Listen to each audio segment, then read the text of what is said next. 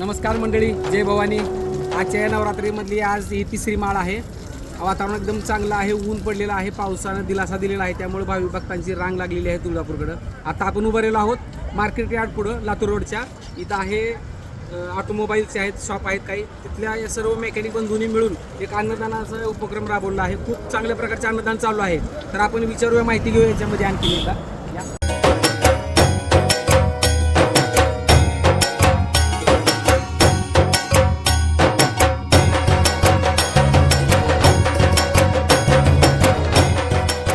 तर या अन्नदानाच्या उपक्रमाचे आयोजक आहेत भगवती ऑटोमोबाईल आणि गुरुकृपा ऑटोमोबाईलमध्ये सर्व मेकॅनिक बंधू भगिनी.